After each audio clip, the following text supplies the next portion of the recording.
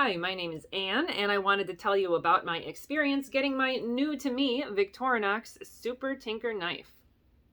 So it's new to me because I went to a antique store near me looking for a Victorinox knife that I would be able to do a little bit of work on. I have a new full-size Victorinox knife coming to me in the mail, which will be my first full-size Victorinox knife. Well, second now that I got this one. And I really wanted some experience doing maintenance on a knife before I had my brand new one and maybe would ruin it by anything I tried to do. I wanted to understand it a little bit better. So at my local antique store, not really a resale store, but in an antique store, I was able to find this. It took me about half an hour, and I had a really good time going through all of the other old tools and old stuff that I found there. It was actually a really fun experience. I paid $15 for this knife, which I think was a good deal. It was going online for between $37 and $42 at the same time. This knife had a couple problems. The first problem was I was hoping to replace the scales, but as you can see here, the scales actually look really good. That's the red plastic part if you don't know.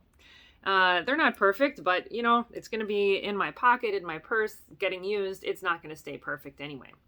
Now, the problem it did have was actually this little blade here. So there's two blades on this knife. This is one of them, and boy, it was really, really sticky when I first got this. Quite a problem. I didn't open all of the tools when I was in the store, and that's one thing I'll do differently in the future. If I buy another used Victorinox knife, I'll make sure that all of the tools actually open at all, because this sticky knife blade put me in a little bit of an uncomfortable position when I tried to fix the problem. So after I got it home, I decided to follow the instructions of YouTuber DIY Prepper TV, and he's got great instructions. I followed them basically exactly to clean this knife and kind of get it working. The process is basically to get a basin of hot, or at least warm, soapy water and an old toothbrush. Open up all of the tools, kind of rinse it out good, and then use the toothbrush to scrub around inside, especially by any of the joints. I definitely recommend watching his video, but I'll show you. I'm going to open up all of these tools so you can kind of see what I found in there. After doing that, you let it air dry, which I did as well, and then lubricate it with some mineral oil. I'll get all of these tools open before I open the sticky one because it still isn't quite right, and I like to be a little cautious with using that. I'm not going to open it all the way. The scissors is in the way and I don't want to hurt myself.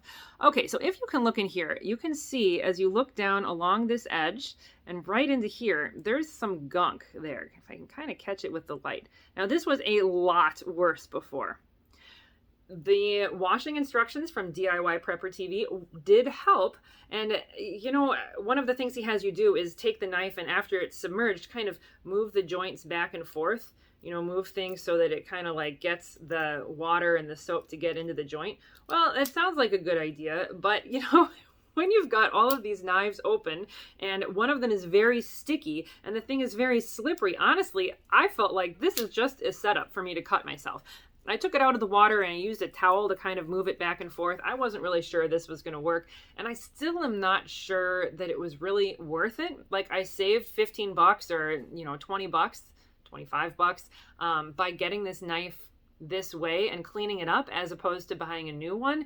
But honestly, like, for this, a trip to the emergency room cost so much more than that 15 bucks that I saved. I'm not really sure that that was totally worth it. And I think if I'd realized how difficult it would be to have a really, really sticky knife blade and try to be cleaning it in this way, I'm not sure I would have attempted that again. Now, the other thing I ended up doing, that stuff that you can see in there is really hard. It's really caked on. And so I took the toothpick out of the scale tools here and I scrubbed it back and forth. I knew I wasn't going to be using that toothpick for my teeth or anything, it being a used knife. So I definitely scrubbed the heck out of that in there and tried to avoid touching any of the tools themselves. It looked like almost like the knife had gotten stuck in some batter or something that had dried and hardened in there, something that maybe if it had been cleaned, it would have been better. I don't know. I also can't tell maybe if it's some kind of corrosion, but it definitely seems like a spill in there. Anyhow, after lots of scrubbing in there with the toothbrush and then with that toothpick and moving the blades back and forth, I felt like I'd made some pretty good progress. I took the knife, left it outside. It was a windy and sunny day, and I just let it dry out there while I went to the store to get mineral oil. Apparently, I did not have any in the house.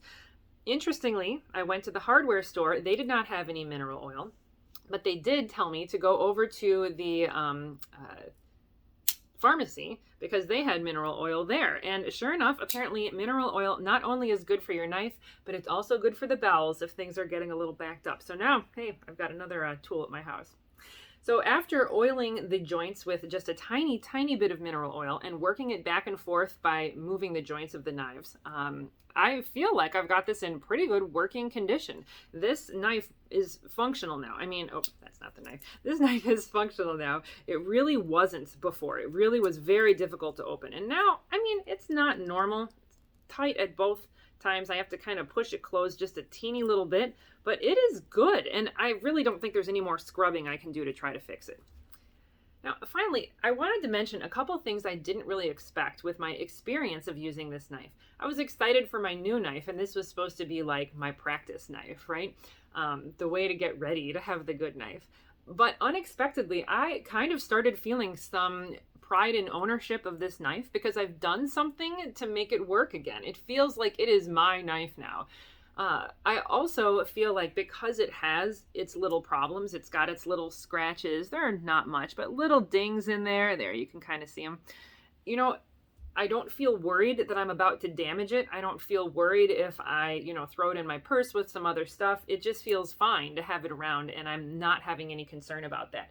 It's like the difference in buying a used car versus a new car. The used car already has its dings. It already has its tiny little problems that you don't have to worry you're the first one to damage it. It's not something perfect that is going to lose quality. It's just something really good that you can keep getting good function out of. So I'm really enjoying the Tinker. I'll do a review on it later, but thank you for joining me today. And I hope that you have a good time if you decide to go and get a used Victorinox knife.